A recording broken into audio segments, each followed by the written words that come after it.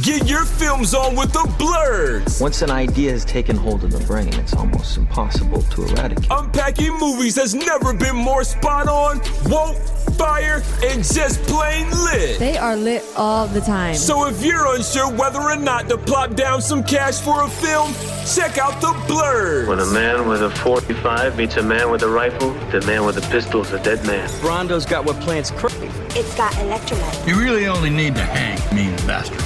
But mean bastards, you need to hang. Don't say you weren't warned. Here's Brandon and Jeff. Hello and welcome to yet another episode of the Film Blurs.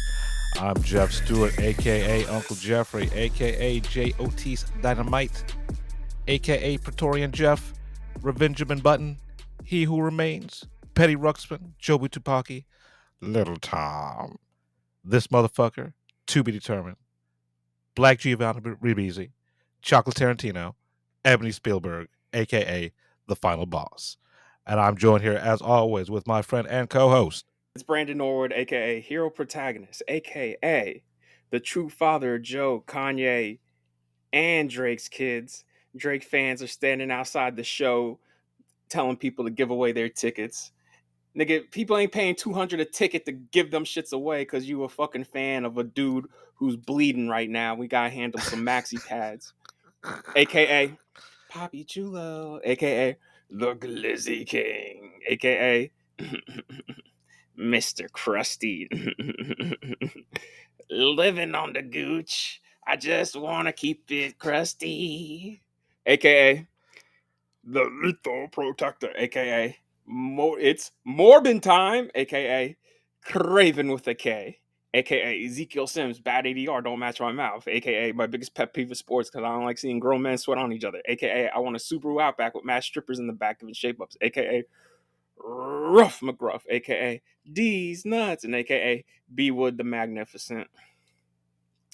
All right. I'm only going to get into a small piece of news, and then we're going to go right into HBO Sunday nights, and the only piece of news I'm going to get into is announced this fucking morning that the Odyssey is shot entirely in IMAX because the new cameras have allowed Nolan to shoot this entire fucking thing and I'm not talking 190, like there's been movies in full 190. I'm talking full 143 IMAX, which was only been able to do with documentaries. Now, this is going to be the first feature film in full 1:43 aspect ratio. And, ooh, boy. Yeah. This thing is going to be in theaters for a year. I guarantee it. Yo, because, man, Sinners only has 25 minutes of IMAX, and they got to bring that shit back. You know what I'm saying?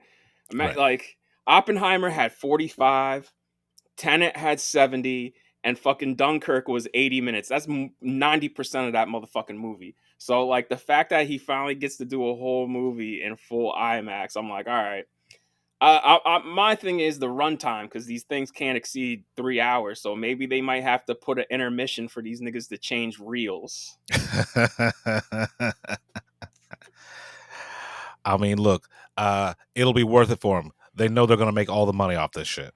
Yeah, because 20% of the grosses for Oppenheimer came from IMAX. Worldwide, that grossed $130 million in IMAX alone. That is a good portion of that motherfucker's grosses. Because that movie made 990. It's like a hair away from $1 billion, basically. And you're trying to tell me, like, a good portion, a good chunk of that, 130 million, just off of premium IMAX alone. That's not even including the other film formats you could see it in, because you could see it in 70 and 35. That's not including Dolby or all the other premium big screens that are out there. That was just IMAX. Yeah. So get ready, everybody, because you'll get your chance to see this in IMAX, because the technology that they're using, the money that they're spending, and the money that they know they're going to make. Yeah. $250 million. Nolan has said it's set to be a pretty rough shoot because they're literally going to places that have not been on film before. Like, this nigga's straight up asking people, has a movie shot here before? And they're like, no, because it's impossible to get to. He's like, all right, well, we're going to go shoot here and shoot this shit. So, like, it might take half the day for us to get here, but we're going to shoot here. Like that cave where they shot the Cyclops in. Right. That nigga asks, he's like, has a cave shot, have they ever shot in this cave before? They're like, no, because we got to reinforce it and protect it. This is like a pretty historic site. He's like, all right, do all that shit and we're going to shoot in here. Yeah. And I would just like to note, $250 million for Christopher Nolan sword and sandals epic versus $320 million for a Millie Bobby Brown direct to Netflix. I mean, we Sci-fi. also keep in mind the last time Nolan got a budget over $200 million, that nigga took a real airplane and crashed that shit into a real fucking building. Yeah. That nigga played fucking World War III out in the middle of the fucking desert and had buildings blowing up forwards and backwards at the same time.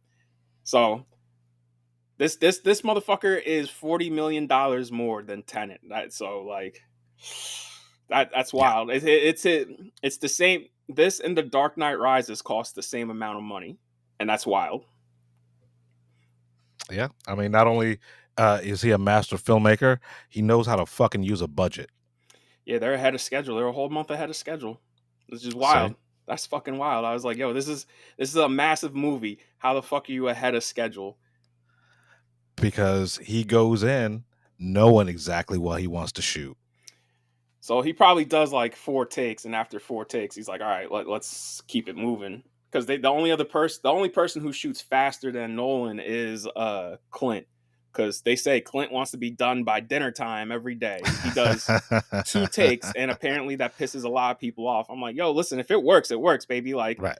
Jonathan Frakes, the same person, same way. He did a lot of episodes of TV. He directed a couple of Star Trek movies. His nickname is 2 Take Frakes because he does 2 takes and he moves on unless an actor or the DP wants to do another one.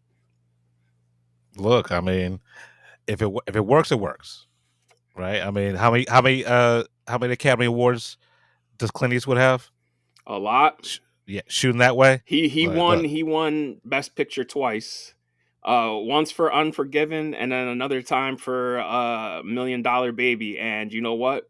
I mean, you watch those movies, the proof's in the pudding right there, baby. Like, I remember when $1 Million Baby came out, and I saw all the Oscar movies that year, and I walked out $1 Million Baby. I was like, ooh, it's over, y'all. I was like, yo, good luck to everybody. It's over, though. They had to put those other movies in just so it would seem like it was fair.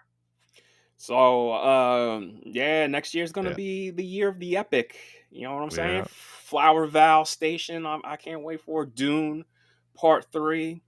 Fucking epics are back, baby. Starting December on Epicville because December's fucking Avatar 3. Look, this is how you save theaters. Yo, I was thinking about it too. I was like, yo, Mandalorian Grogu, because Star Wars is on an epic scale, so you got to count that shit. I was like, damn, yeah, we're getting mad epics next year. Good. And you know what, man? If the Brutalist can do an epic on an indie level, everybody should be attempting to do a fucking epic movie. I don't give a fuck how much money you have. Just make a movie. Just like make a real movie instead of a commercial for another movie. Yeah, before we move on, I'm surprised at how toxic the Mission Impossible fan base is in real life and online. What are they saying?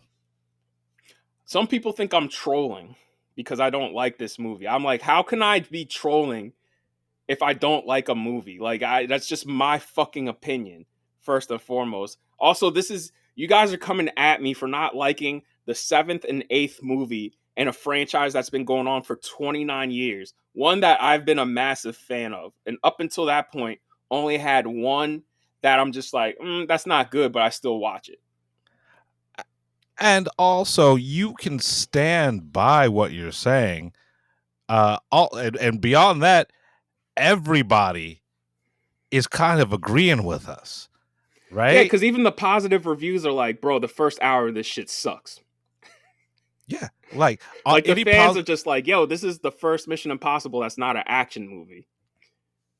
It was like, well, no, the first Mission Impossible movie was not an action movie. Yeah, but it had a lot more action, right? Action, and I think the forward, even though that was an espionage movie, the forward momentum in that motherfucker was much better than this. Because goddamn, we spend the first hour of this nigga in boardrooms and I'm trying to make bureaucratic decisions and explaining the stakes. And when they explain the stakes, I'm like, that fucking doesn't make sense though. Just shut down your weapon system. Just have everybody agree to a fucking ceasefire.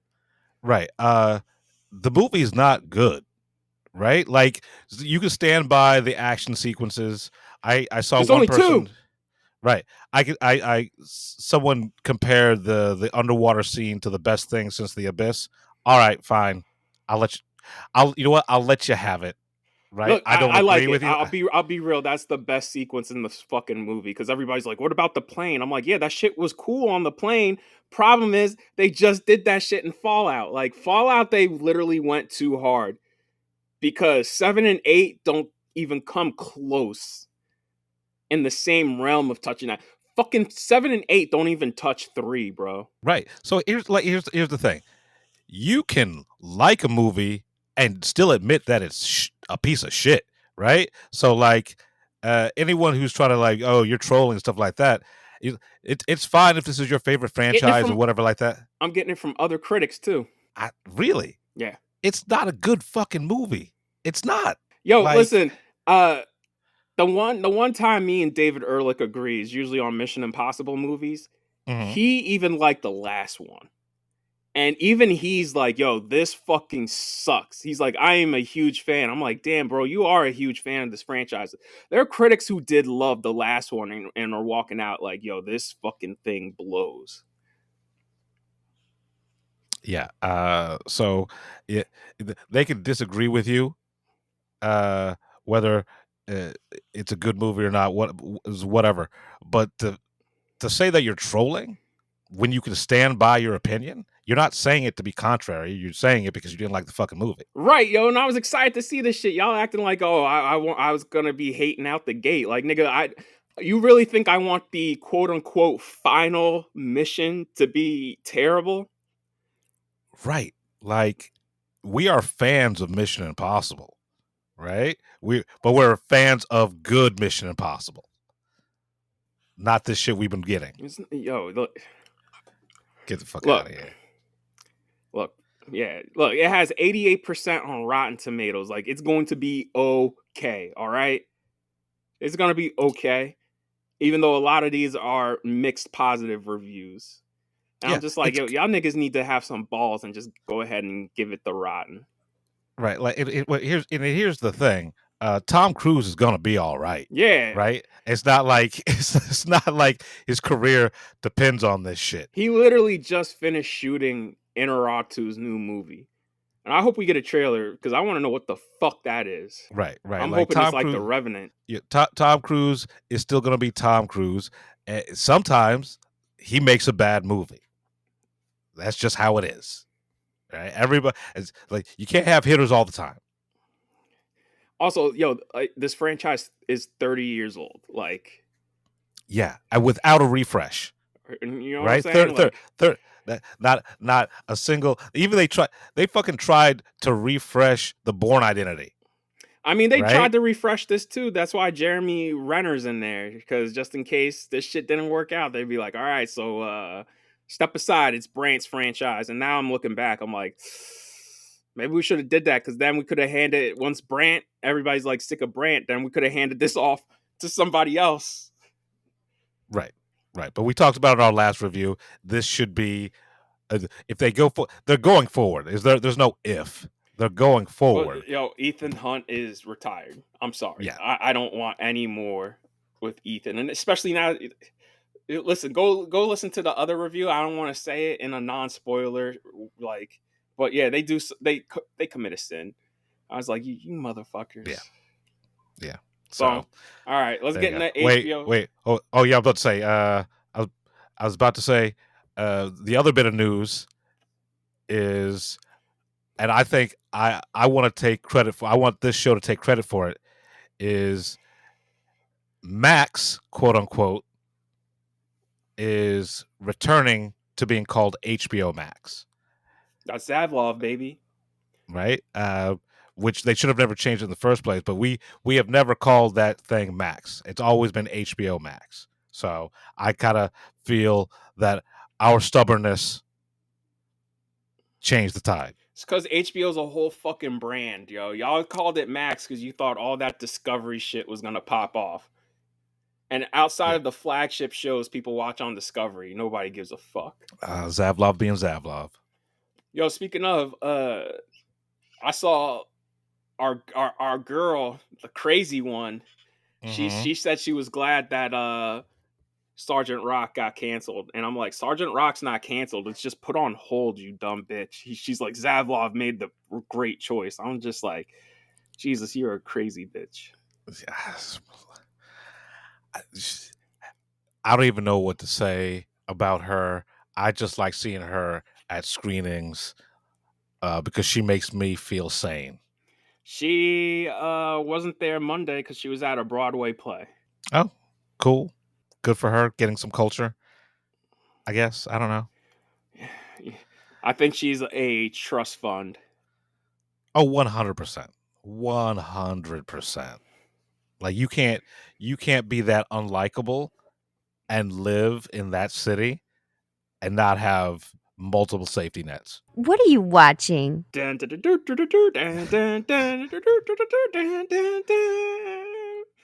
All right, let's get into The Last of Us.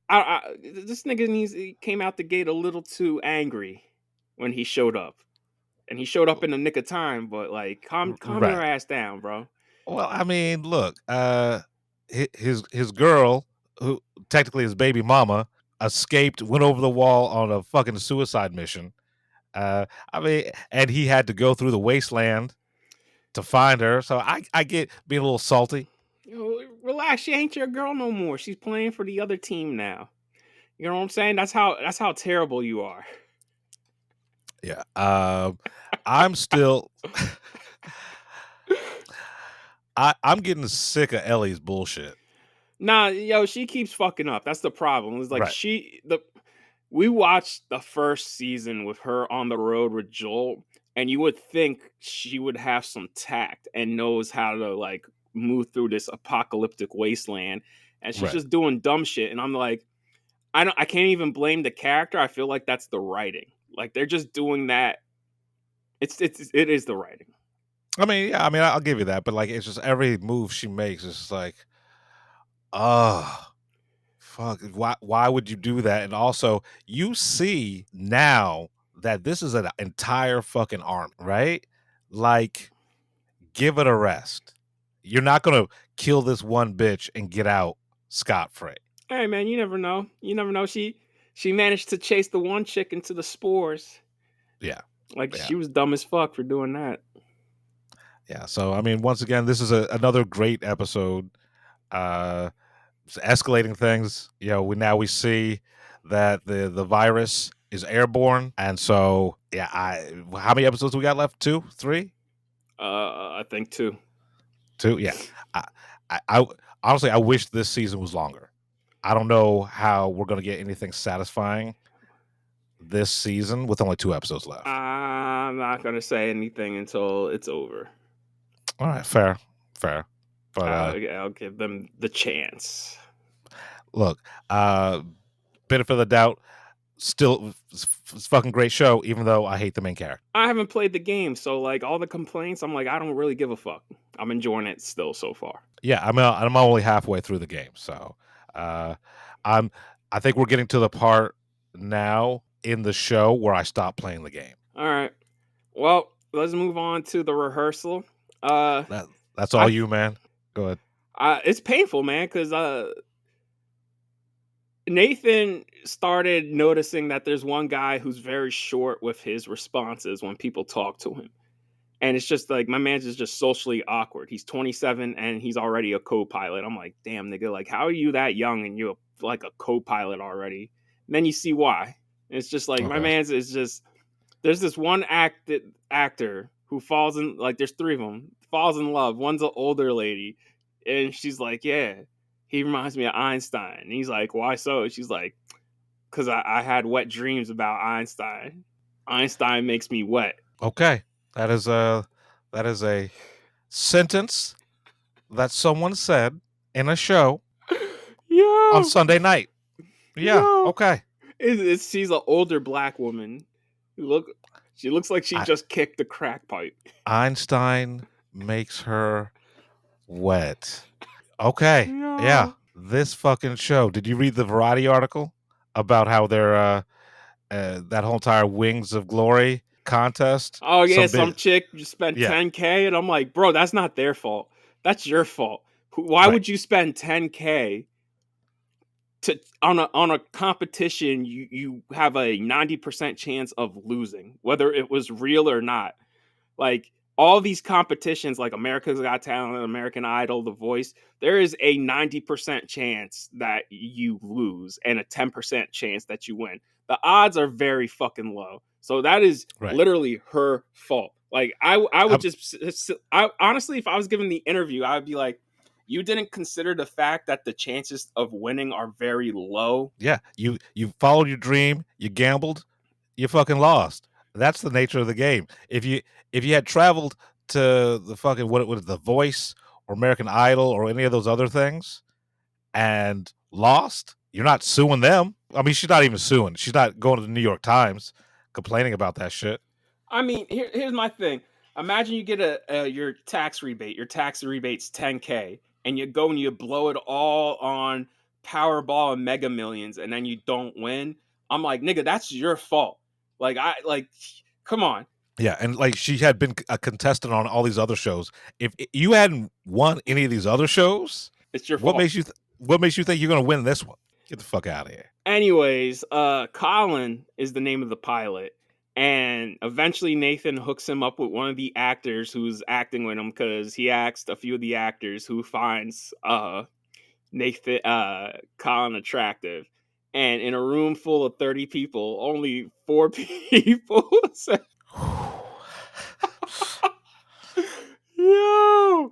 And then he starts hiring actors to be Colin and the other actor, and they make it further and their fake relationships than Colin and this woman. Like, their dates are painful. And this girl is clearly into him, clearly having a good time. And I'm like, my man, you should have kissed her like 3 hours ago, or even 3 days ago. And when he finally does kiss her, I'm just like, oh, you're a virgin. Because the way he kisses her, I'm like, oh, bro, that is like what you give your mom, like a peck on the lips. Nothing but teeth. Fucking just, oh, my God. I was like, damn, I feel like, and like, it ain't like, listen, it ain't like she's Julia Roberts, but at the same time, I'm like, bro, she is not bad. And that's all, that's it. She's sitting here with you, listening to you talk about the different varieties of wine. And if you grow it a few centimeters apart, the wine tastes different because the trees are in different heights of the soil and different elevations. And she's finding all this fascinating because she wants your dick. I don't know, man. If I was her, I would have just given up. So I'm excited to see the next episode, because this season has been absolutely insane.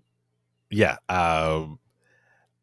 This nigga has to put a disclaimer in this episode saying, we just want to let people who are from the FAA know, if you're watching this, this is not therapy. They're just talking to other people. Oh, shit. Right, because, we established that in the third episode. The Sully episode, that these motherfuckers can't be on record getting any kind of mental health advice, which is wild toxic. You know what I'm saying? Like, you have one of the most stressful jobs that you can ever have. You know what I'm saying? Flying a plane full of 1,000 people and making sure they don't die. Yeah. So if you want some talk therapy, go ahead and have it, as long as I fucking land in Miami alive. You know what I'm saying? Oh boy, yeah. Can't wait to see the next episode, because damn, this was This was hard to watch, real hard to watch. Like That's the hard. mini golf just giving her high fives. I'm like, nah, bro, give her a hug, man. Keep giving her hugs. Yeah. And the fact that you said this was hard to watch, the entire show is predicated on being hard to watch, right? And so if this is particularly hard to watch, you know this is fucking peak cringe.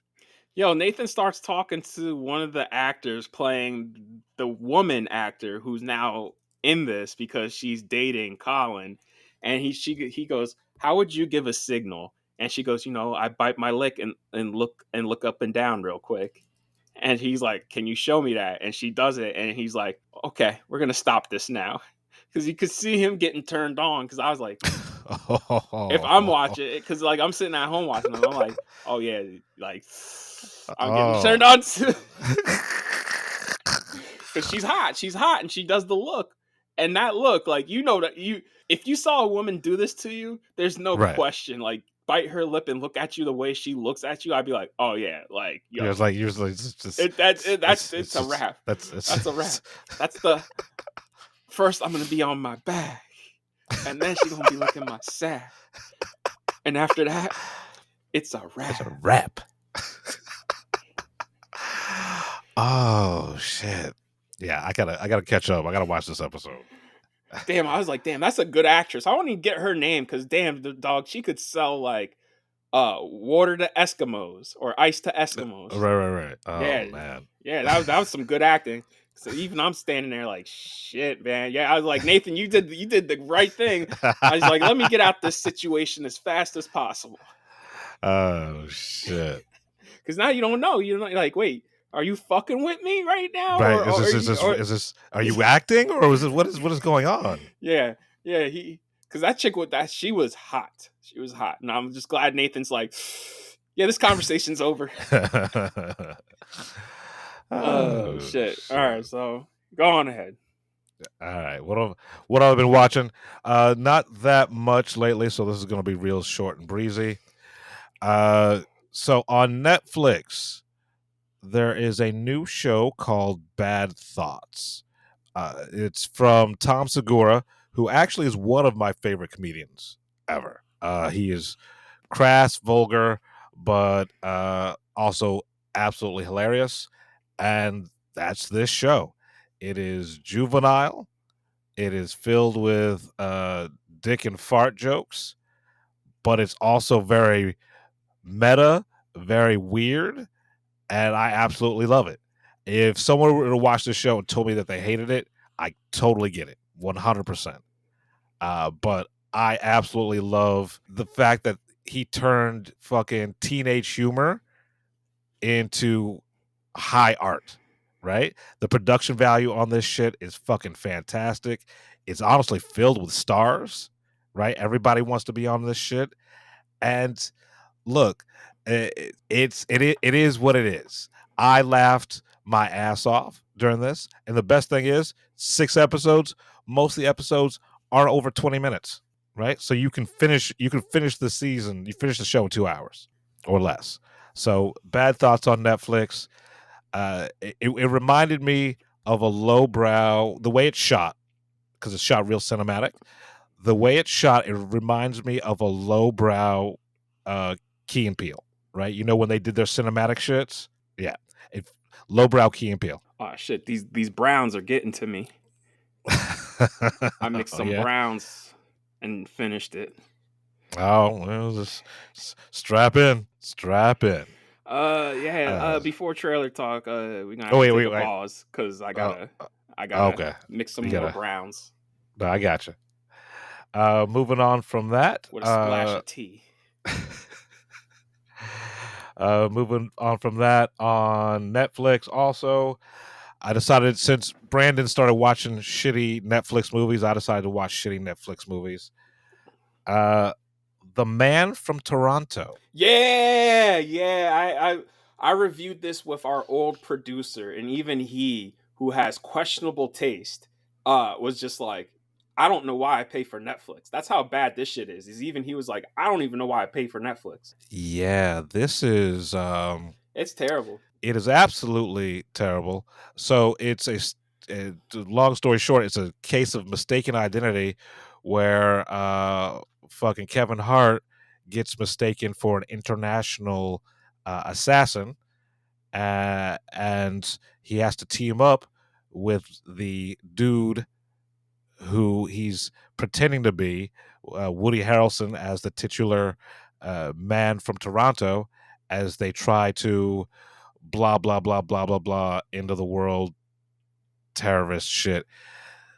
This is just plain fucking dog shit. I'm not the biggest Kevin Hart fan, but even for him, this is a low bar. This was a paycheck gig. So which one you think is worse, this or Me Time? Ooh, because Me Time had more potential than this did. Like Woody Harrelson and Kevin Hart are an odd pairing, but Mark Wahlberg and Kevin Hart, I could see how that could be funny. And that shit was not. Let me tell you. You know what? Honestly, Me Time's better. Me Time is definitely better than The Man from Toronto.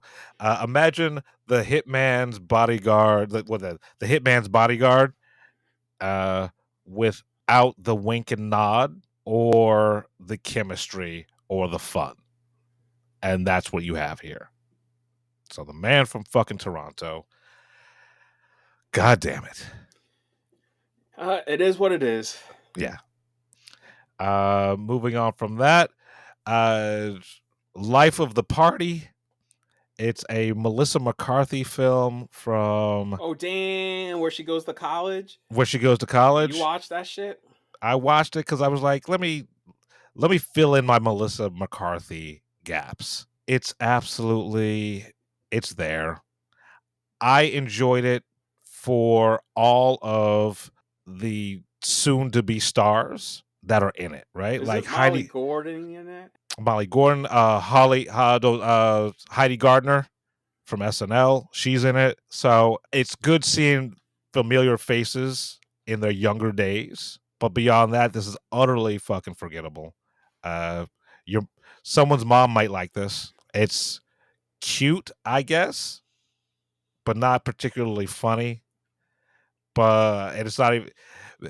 Melissa McCarthy is being Melissa McCarthy, right? Like, it exists. I watched it. That's all I can say, right? So Life of the Party. And last up, I finally watched Talk to Me before our screening of the follow-up to that, Bring Her Back, which we're going to review later. This movie is fucking amazing. Oh, you liked it? Yeah, Talk to Me. Yeah, I love it. Okay. I didn't, just because the main character fucking sucked. And also, it was a little too gruesome for my taste. No, I get the gruesome part. And I kind of liked the fact that I didn't like the main character. All right, to each their own, because I'm like alone in this, because everybody loves Talk to Me. Right, like I was mad at her throughout the whole entire fucking film, and at the end, I was like, "You got what you deserved." Do you know there's a sequel coming? Really? It's called Talk to Me. Oh God. This shit was greenlit opening weekend. Sure, fine, I guess. Are the brothers involved? Oh yeah, they're writing, directing. All right, look, fine. Let's see what they can do. Of this new crop of horror directors, they're the only ones who get it.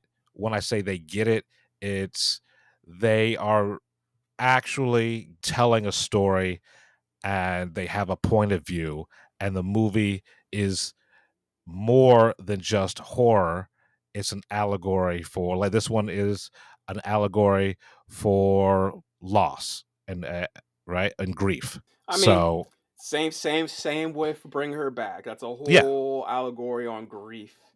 Yeah, 100%. But yeah, we'll save that for the main review. Yeah, so but like, Talk to Me. I'm glad I waited to watch it because I didn't want to be on that hype train. But yeah, this is a good one. It's on HBO Max now. I thought it was on Netflix. No, it's on Netflix. Yeah, it was on HBO Max. It's on Netflix. So check it out. You know what I need you to do though? What's up? tomorrow on HBO Max, The Brutalist premieres, and I need you to watch the first fucking 30 minutes of that shit. I gotcha. All right, Brandon, what you been watching? All right, nigga, we gonna start with TV because in less than 48 hours, I couldn't even believe it. I was like, wow, I watched this a little too fast. The 6th and final season of Cobra Kai. And all I gotta say is, Cobra Kai, never die. I'll be real with you. If this was the end of the Karate Kid saga, I'd be perfectly happy. Like, it was so satisfying. Okay, good. I mean, I still got to catch up. When does the new movie come out? Like 2 weeks?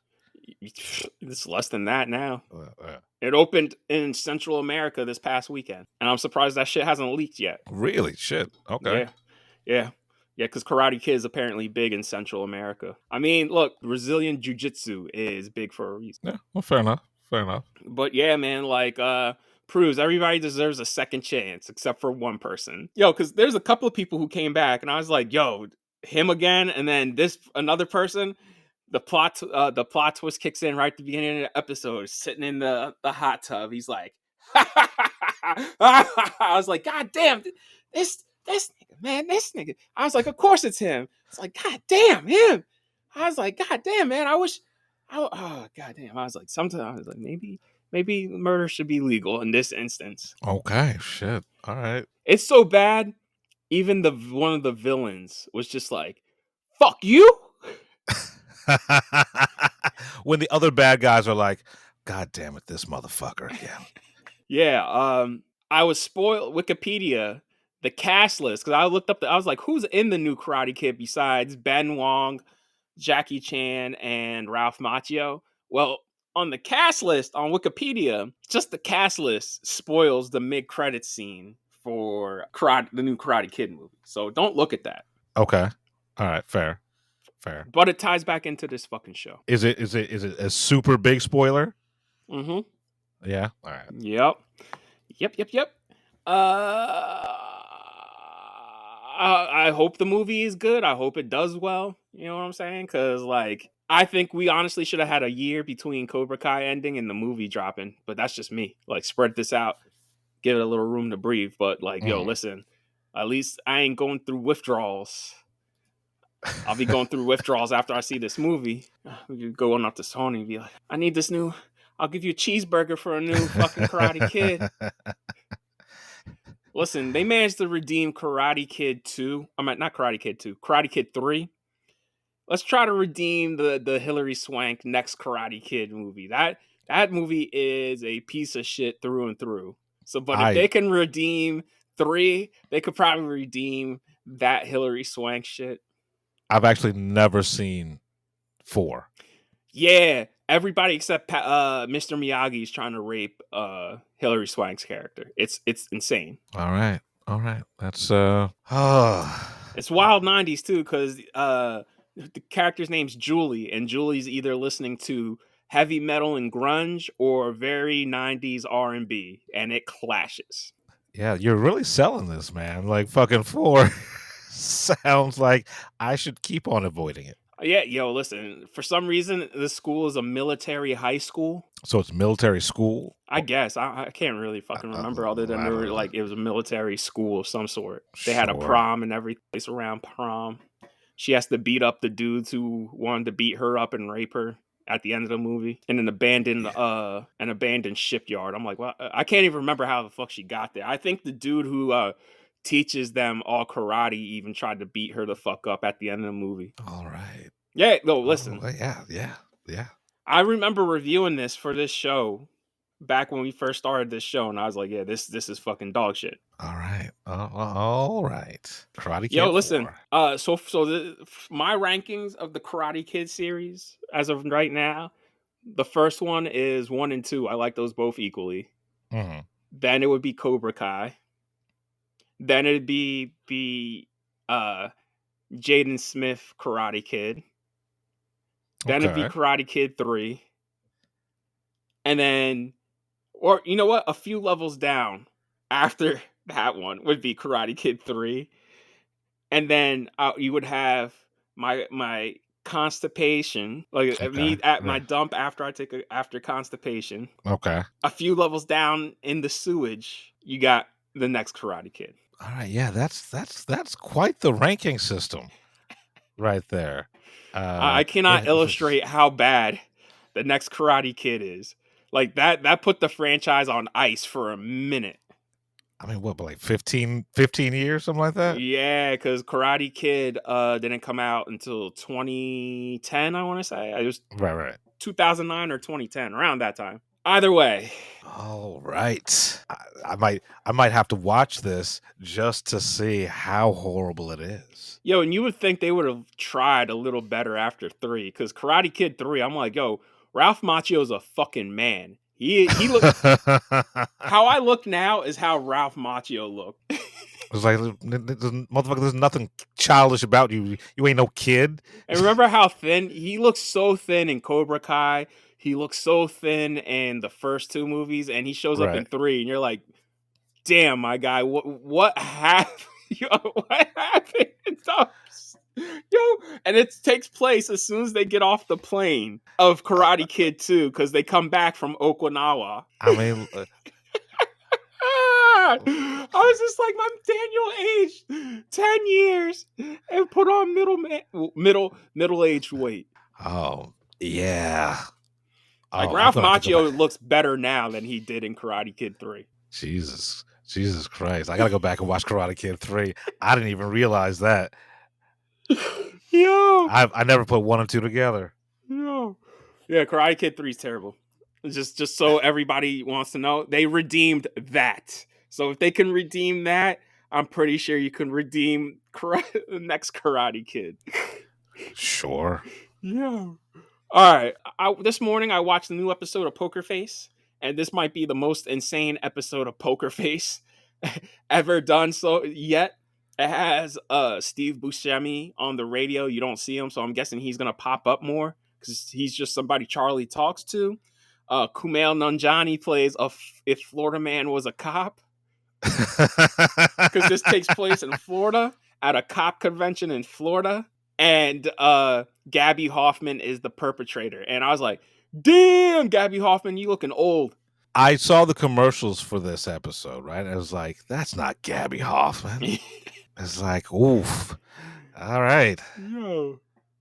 Yo, she's looking, yeah, I was like, damn, Gabby, like, I'm not trying to be a dick, but, like, you looking old. I mean, Katie Holmes was looking older than her age in that last episode. I didn't think she looked that bad. I mean, she didn't look bad. It was just like, oh, you are, it's a long way from Dawson's Creek. Listen. I guess somebody jumping the couch for you, and like, yo, listen, she made some choices. Like, she decided to do Mad Money with Diane Keaton and Queen Latifah over Dark Knight, because she's like, doing a movie with 2 legends is better than being in a Batman movie. And I was just like, ooh. I saw Mad Money recently too, because it's on Samsung has a free TV channel, and it was on Samsung TV. So I was like, all right, I'll watch. It's on Samsung TV. It's just starting. And I don't know how you read that script, and it's just like, yeah, I'm gonna do this instead of her Yo. She fired her agent shortly after that. She killed her own career, bro. That's literally career suicide. And I like Katie Holmes as an actress, and I was just like, damn, yeah, she's fine. You fucked up. Yeah. No offense to her though, but like, yo, the better if you pointed a gun to my head and said which one's better as an actress, I'd be like, oh yeah, Maggie Gyllenhaal, like no questions asked. Oh yeah, 100%. It was an upgrade. Like, it was definitely a character upgrade. All right. Anyways, this episode is wild. Yeah, Kumail Nanjiani keeps winning Police Officer of the Year, and he is basically Monster Energy drink douchebag with a pet crocodile. Like, the pet crocodile helps him solve crimes because he saved it as a baby, and he's the crocodile's foster dad. I love this episode already. You don't have to say nothing else. Sold. It's called, the name of the episode is called The Taste of Human Blood, because once a crocodile has tasted human blood, that's all it does now is feed on humans and just wants to eat every human possible. Yeah. So Gabby, because Camille bonded with the alligator, Abby has to give the crocodile because it doesn't want to eat him because that's the That's his dad, dad. right? So in order to get the crocodile to eat him, and I don't want to tell you how he initially dies because you're gonna be laughing at that shit, or why he's killed because you're also gonna laugh at that shit. I'm gonna just tell you, just the cover up to get the crocodile to eat Kumail Nanjiani. She steals real cocaine from an evidence table because they have a whole table of all the shit that they confiscated for evidence as a job well done, and they have real cocaine there. She steals the cocaine and starts shoving it up the crocodile's. Don't tell me anything else. This might be the greatest episode of anything I've ever seen my whole entire life. Yo. Like, this is the most insane episode of TV I've ever seen. Oh my god, I love this fucking show. I'm like, yo, this I was like, we should have wrapped up the main story arc last season so we could have get to shit like this. Just more sooner. Weird shit. Yes, like sooner. Damn. Yo, I was like, I can't believe this is what y'all do. Fucking poker face. All right. Oh my god. Yo. I'm glad this is week to week. Like, this is a nice little treat. At the end of the week, I can enjoy a nice handful of Hershey's Kisses like Poker Face. Okay. All right. And now they got heavy hitters now week to week. It's not like they didn't have heavy hitters before, but like, I guess everybody watched the first season and is like, yo, let me be in an episode of this Peacock show real quick. Right.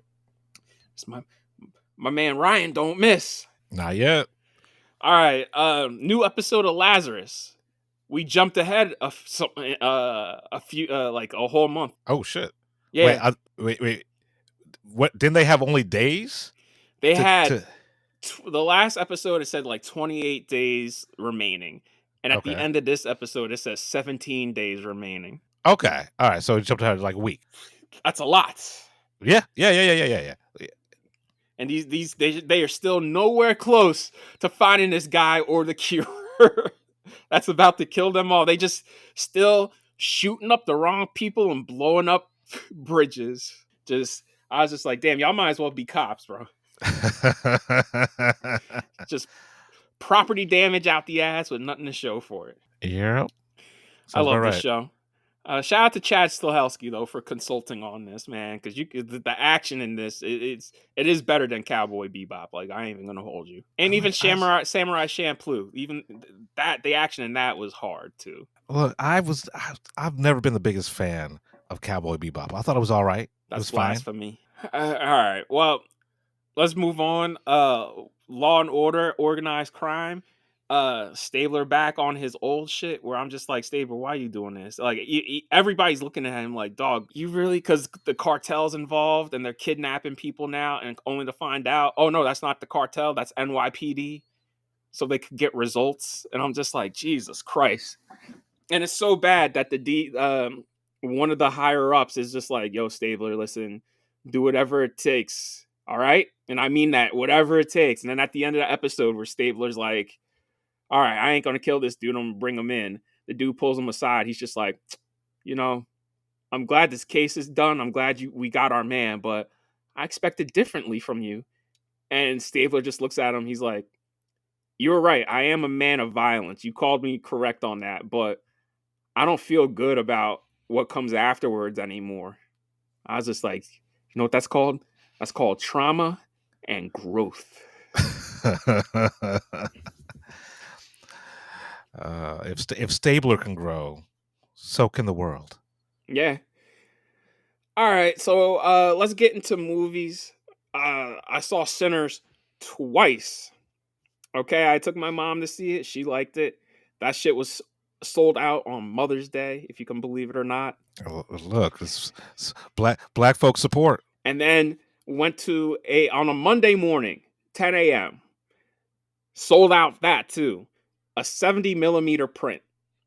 The one of 5 that exist in the entire world. 70 millimeter. There are more IMAX film prints than there are 70 millimeter prints. Gotta say, it was crazy seeing a trailer projected on VistaVision. Like, they have 3 projectors for this presentation because they do DCP for trailers. Then they switch over to a VistaVision projector, and there's only 3 of those in the world. And I'm like, damn, this theater has it. I was like, no wonder this is my favorite theater. That theater has now, so I ain't gonna say because I don't want you niggas going there. There's too many niggas going there already. There's an IMAX film projector, a VistaVision projector, and a 70 millimeter projector all in one fucking theater. So I got to see the trailer in VistaVision for one battle after another. And I'm like, oh man, I'm going to see this shit 3 times. So like, I'm going to see it in, well, 4. It's going to be 4 because I'm probably going to go to the press screening. I'm going to see it in IMAX. Now that I know it's in full IMAX, I got to see it in VistaVision. And I got to see the 70 millimeter print. So I got to say that 70 millimeter presentation, it's good. It is real good. The mixing, I like.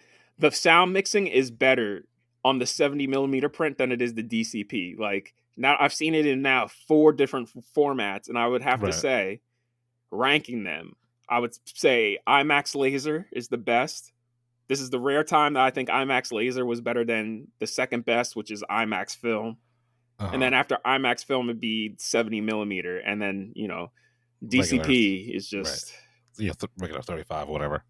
You know, DCP is not even... It's not even... 35, it would even be a better option than a DCP. Really? DCP suck, man. It's sad that that's what everything's projected on. But, like, if we got to do DCPs, like, yeah, I think everybody needs to upgrade to laser projectors because it's night and day between laser projection and then a regular standard 4K DCP that is wildly outdated. Or I should say Xenon projector that is wildly outdated because Xenon still use bulbs. So, yeah, that's what I got for that. And all right, let's get into trailer talk. We're the Film Blurs. I'm Brandon Norwood, and I'm the motherfucking protagonist. I'm the protagonist. I'm Jeff Stewart, aka He Who Remains. Don't come at us. It's just fucking movies. You've been listening to the Film Blurs podcast. Man, I just love what you guys do, man. I never miss an episode. It's the best. It's my favorite podcast. Follow Jeff on IG on MindFireXL and Brandon on Twitter at BJN Tweets.